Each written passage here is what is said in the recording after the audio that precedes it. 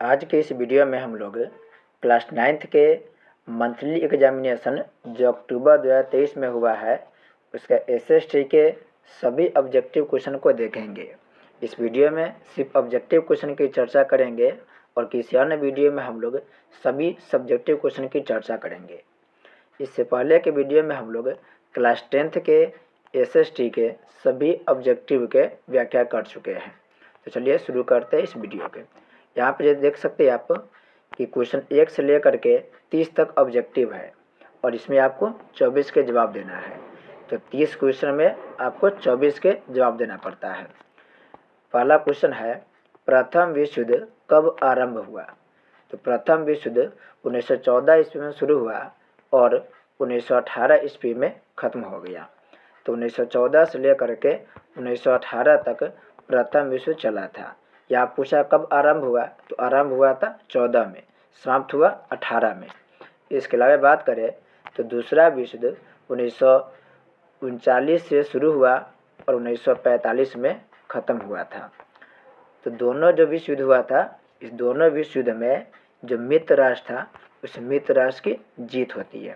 तो याद रखेंगे, प्रथम विश्व युद्ध और द्वितीय विश्व युद्ध, इन दोनों महायुद्ध में मित्र राष्ट्र के जीत मिलता है। नेक्स्ट है, द्वितीय विश्व युद्ध में पहला एटम बम कहाँ गिराया गया?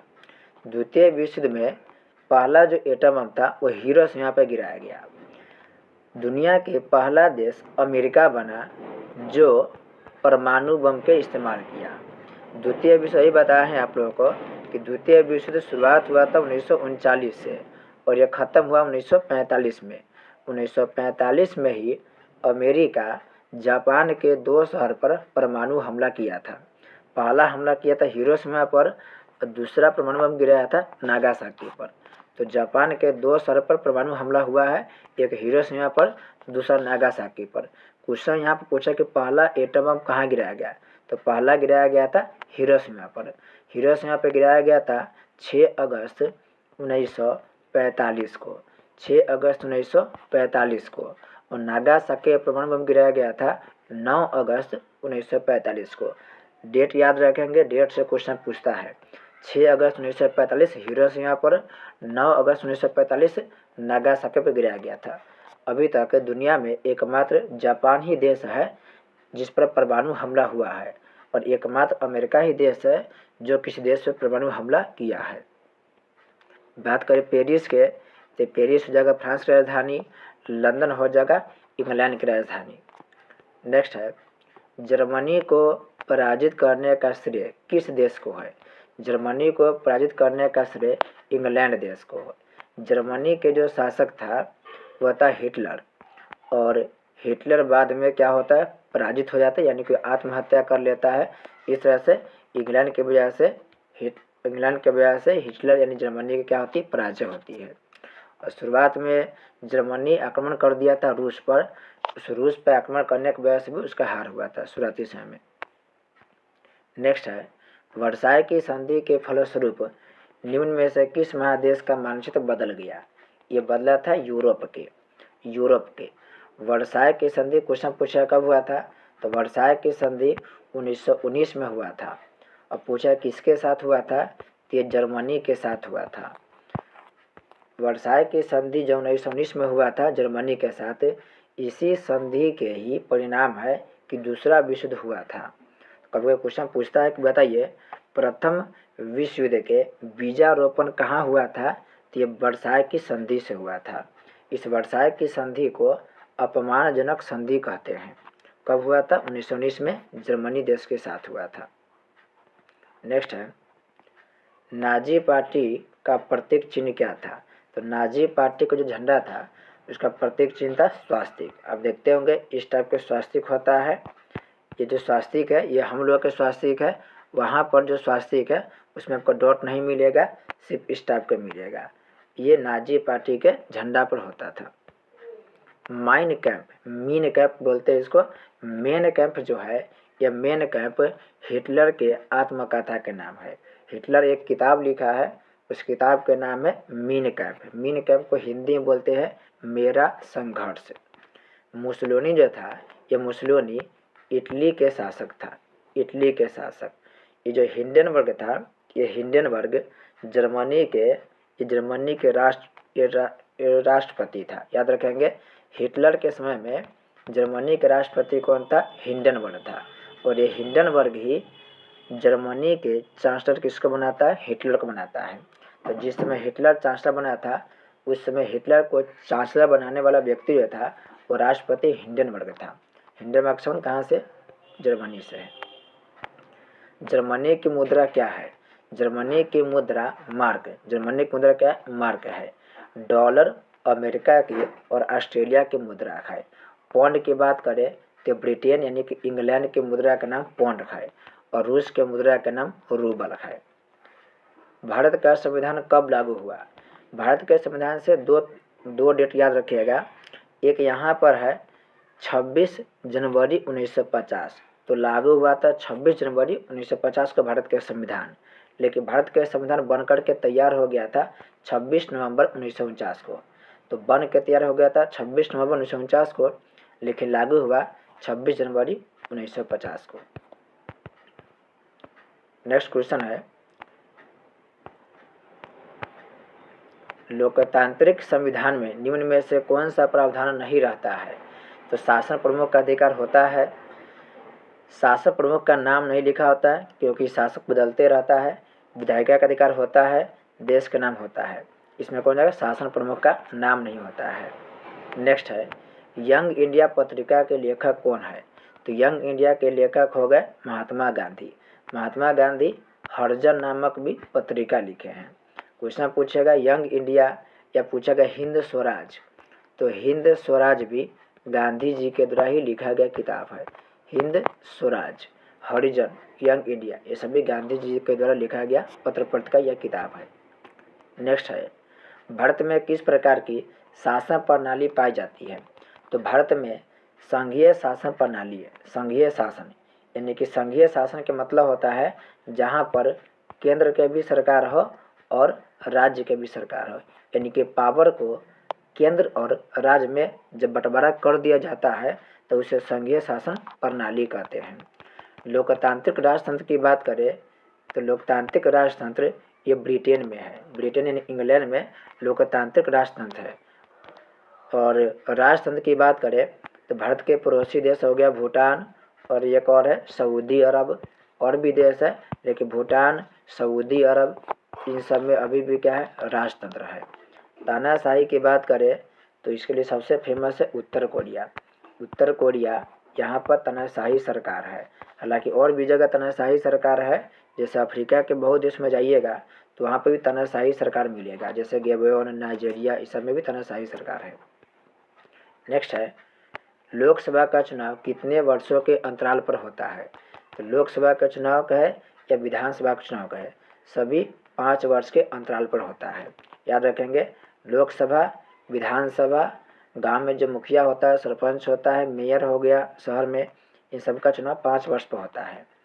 विधानसभा और विधान परिषद और राज्यसभा, ध्यान रखेंगे, विधान परिषद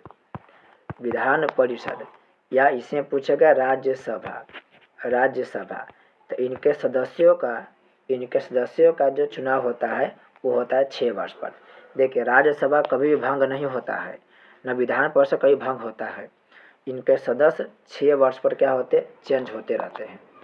नेक्स्ट है, भारत में मतदाता सूची में नाम होने के लिए न्यूनतम उम्र क्या है? तो मतदाता सूची में नाम होने का न्यूनतम उम्र 18 वर्ष चाहिए। तो कम से कम 18 वर्ष होना चाहिए, तब जाके आपको वोट देने का अधिकार मिलेगा। चुनाव लड़ने के लिए, जैसे गांव में मुखिया हो गए, सरपंच हो गया, शहर में मेयर का चुनाव लड़ने के लिए 21 वर्ष चाहिए।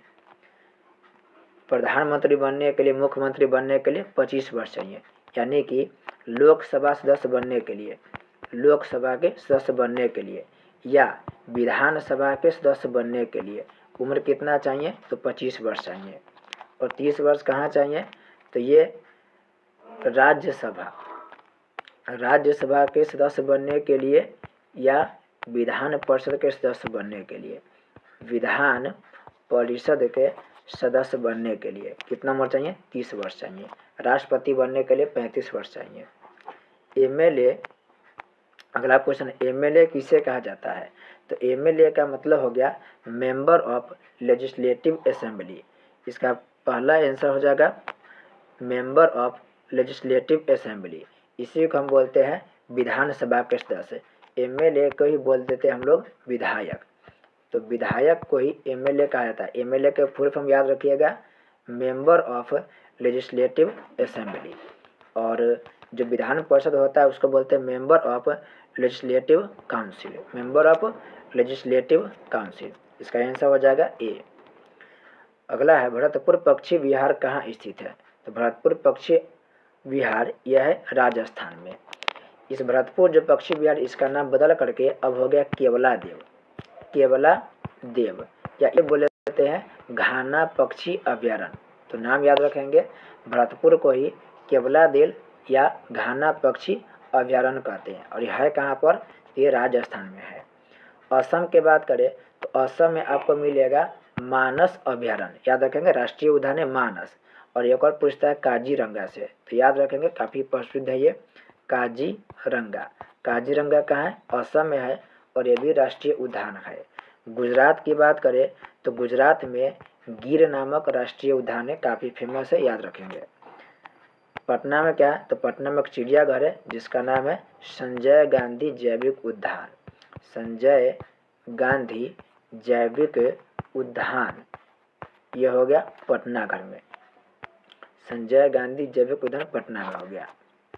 नेक्स्ट है भारत में सर्वाधिक साक्षरता दर किस राज्य में है? तो सबसे अधिक साक्षरता दर केरल में है और सबसे कम पूछे तो बिहार में है। भारत में वन्य जीव संरक्षण अधिनियम कब लागू हुआ? भारत में वन्य जीव संरक्षण अधिनियम 1972 ईस्वी में लागू हुआ, 1972 ईस्वी में। अगला है विश्व में सबसे अधिक वर्षा किस स्थान पर होती है? तो हमारे यहाँ पर जो मेघालय के मासीराम है वहाँ पर विश्व में सबसे अधिक वर्षा होती है। तो मेघालय के मासीराम में सबसे ज़्यादा वर्षा होती है। तो भारत का भी सबसे ज़्यादा कहाँ हो जाएगा? मासीराम हो जाएगा। तो सबसे ज़्यादा वर्षा मेघालय में होता है भारत में, और सबसे कम का है तो भारत के राजस्थान और लद्दाख में बहुत कम वर्षा होती है। नेक्स्ट है भारत में दक्षिण पश्चिम मानसून का आगमन कब से होता है? तो दक्षिण पश्चिम मानसून का आगमन 1 जून से होता है। आप इस क्षेत्र को देखेंगे, इसलिए हो गया दक्षिण पश्चिमी क्षेत्र, यहाँ पर है अरब सागर, और यह हो गया दक्षिणी पूर्वी क्षेत्र, यहाँ पे बंगाल की खाड़ी। तो इधर से जो मानसून आती है वो आती है 1 जून को। तो ऑप्शन नंबर 20 सही हो जाएगा। और सबसे ज़्यादा वर्षा भी होती है इसी क्षेत्र से, दक्षिण पश्चिमी मानसून से। नेक्स्ट है मैंग्रोव वन कहाँ पाई जाती है? तो मैंग्रोव वन सुंदरबन में पाई जाती है, सुंदरबन में। सुंदरबन का डेल्टा सुने होंगे आप लोग, दुनिया के सबसे बड़ा जो डेल्टा है वो सुंदरबन में है, और इस सुंदरबन का डेल्टा पश्चिम बंगाल में है। इसी पर यहीं पर मैंग्रोव नामक एक पेड़ मिलता है। मैंग्रोव नामक जो पेड़ मिलता है, ये मैंग्रोव जो पेड़ होता है यह समुद्र के तट पर होता है। इसका जड़ बहुत गहरा होता है। जैसे ये मान के मैंग्रोव पेड़ है तो इसका जड़ बहुत, ये पानी हो गया, और पानी के बहुत नीचे देखिए पानी में ही होता है अधिकांश समय में, और ये इतना ज़्यादा गहरा होता है, इतना ज़्यादा ये घना होता है कि समुद्र के आती हुई लहर को रोक देता है, यानी कि सुनामी के प्रभाव को यह कम कर देता है मैंग्रोव वन। नेक्स्ट है भारत की औसत आयु संरचना क्या है? तो औसत आयु संरचना की बात करें तो अभी तो 17.2 हो गया है, लेकिन बहुत पहले यह था 64.6 वर्ष। तो इसका राइट आंसर आप लगाइएगा ए, लेकिन वर्तमान की बात करें तो ये हो जाएगा डी हो जाएगा, अब बढ़ चुका है। नेक्स्ट है अम्लीय वर्षा का सर्वाधिक प्रभाव कहाँ पड़ा है? सबसे ज़्यादा प्रभाव दामोदर घाटी क्षेत्र में पड़ा है। डेंगू बीमारी का कारण क्या है? तो डेंगू बीमारी का कारण है एक बर्तन में अधिक समय तक पानी रखने से। डेंगू बीमारी पानी से पनपता है, साफ पानी से पनपता है। नेक्स्ट है भोपाल में रासायनिक गैस रिसाव कब हुआ था? तो भोपाल में रासायनिक गैस का रिसाव हुआ था 1984 में। याद रखेंगे, क्वेश्चन पूछता है भोपाल गैस त्रासदी कब हुआ था? भोपाल गैस त्रासदी कब हुआ था? तो भोपाल गैस त्रासदी हुआ था 1984 ईस्वी में। पूछेगा भोपाल कहाँ है? तो मध्य प्रदेश की राजधानी भोपाल है। और भोपाल गैस त्रासदी में कौन गैस का रिसाव हुआ था? तो गैस का नाम पूछता है, याद रखेंगे, मिथाइल आइसोसाइनाइड। ये गैस का नाम पूछता है, रख लीजिएगा, methyl isocyanide. Methyl isocyanide gas का रिसाव हुआ था। बहुत बार यह क्वेश्चन पूछा गया है। 1983 में यह घटना घटा था। नेक्स्ट है, बिहार में गरीबी रेखा के नीचे जीवन यापन करने वाली ग्रामीण जनसंख्या का प्रतिशत राष्ट्रीय औसत से क्या अधिक है? यानी कि भारत में जो गरीबी है, भारत में गरीबी की जो दर है वह बिहार की गरीबी दर से कम है। यानी कि बिहार में जो गरीबी रेखा के नीचे लोग रहता है वो भारत के गरीबी रेखा का रहने वाले नीचे लोगों से क्या है, बहुत ज़्यादा है। तो इसका आंसर होगा सी हो जाएगा, अधिक है। देश की प्रमुख आर्थिक समस्या क्या है? तो देश की प्रमुख आर्थिक समस्या उच्च शिक्षा नहीं होगा, खाद्यान्न की प्रचुरता नहीं होगा, गरीबी, आवश्यक समानता, यानी गरीबी तथा बेकारी, ये होगा। ऑप्शन नंबर डी इसका राइट आंसर हो जाएगा। गरीबी तथा बेकारी यह देश की प्रमुख आर्थिक समस्या है। गरीबी क्या होता है? जो व्यक्ति अपनी आवश्यकता को पूरा नहीं कर पाता है, मूलभूत आवश्यकता को पूरा नहीं कर पाता है, वो हो गया गरीबी। और बेकारी मतलब ऐसा काम करना, कोई व्यक्ति द्वारा ऐसा काम करना जिसके बदले में उसे मुद्रा यानी कि पैसा की प्राप्ति न हो, वो बेकारी कहा जाता है। नेक्स्ट है, बिहार में पाई जाने वाली बेरोजगारी है।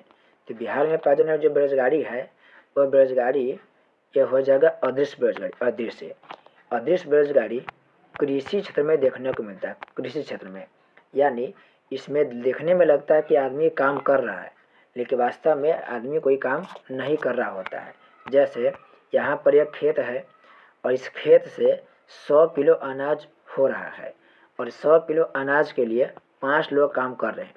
लेकिन यदि इसमें से हम 2 लोग को बाहर निकाल देंगे और 3 लोग से काम करवाएंगे तो भी 100 किलो अनाज ही होगा। तो 2 लोग को बाहर निकाल भी दिए तो भी 100 किलो से कम अनाज नहीं हुआ। इसका मतलब था कि ये 2 लोग देखने में तो लग रहा था कि काम कर रहे हैं, लेकिन वास्तव में काम नहीं कर रहे होते हैं। इसी को बोलते हैं अदृश्य यानी कि छिपी हुई बेरोजगारी। और क्वेश्चन पूछता है छिपी बेरोजगारी कहाँ मिलता है?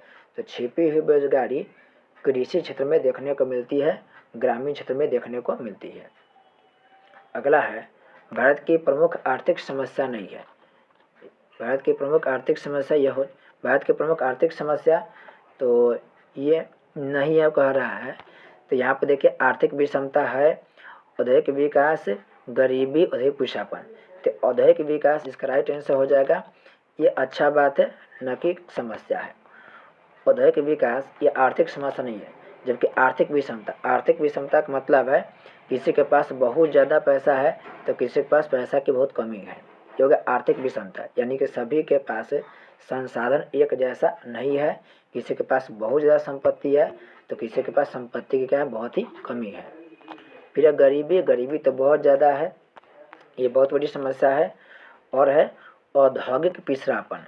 अब देखें कि बिहार हो गया, उत्तर प्रदेश हो गया, इन सभी इलाकों में ज़्यादा कारखाना नहीं है और ज़्यादा कारखाना नहीं होने की वजह से यहाँ पर आपको बेरोजगारी देखने को मिलेगा। तो ये सब समस्या है, जबकि बी आर्थिक समस्या नहीं है। नेक्स्ट है, निम्न में से कौन प्राकृतिक आपदा के अंतर्गत आते हैं? तो प्राकृतिक आपदा के अंतर्गत बाढ़ आता है। बाढ़ के अलावा बात करें तो सुनामी हो गया, भूकंप हो गया, ज्वालामुखी हो गया, ये सभी क्या आएगा, प्राकृतिक आपदा के अंतर्गत आएगा। नेक्स्ट क्वेश्चन है, भारत के ग्रामीण क्षेत्रों में पाया जाता है। तो भारत के ग्रामीण क्षेत्रों में कैसा, ये मिलता है प्रच्छन्न बेरोजगारी। प्रच्छन्न बेरोजगारी को ही छिपी हुई बेरोजगारी कहते हैं या अदृश्य बेरोजगारी कहते हैं। तो प्रच्छन्न बोलिए, अदृश्य बोलिए, छिपी हुई बेरोजगारी बोलिए, ये ग्रामीण क्षेत्रों में देखने को मिलता है। जबकि शहरी क्षेत्र की बात करें तो शहरी क्षेत्रों में शिक्षित बेरोजगारी मिलता है। शहरी क्षेत्र की बात करें तो शहरी क्षेत्र में शिक्षित बेरोजगारी मिलता है और ग्रामीण क्षेत्र में प्रच्छन्न बेरोजगारी मिलता है। इस तरह हम लोग आज के सभी ऑब्जेक्टिव के चर्चा कर चुके हैं। नेक्स्ट वीडियो में हम लोग सभी सब्जेक्टिव क्वेश्चन की चर्चा करेंगे।